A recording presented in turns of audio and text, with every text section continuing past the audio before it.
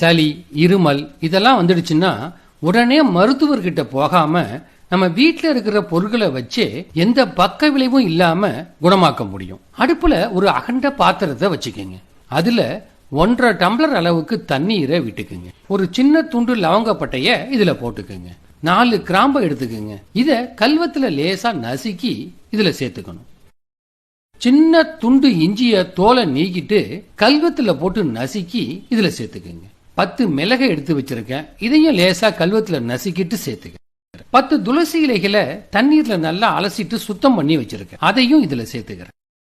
1/4 ஸ்பூனுக்கும் குறைவா மஞ்சள் பொடியையும் இதுல சேர்த்துக்கணும்.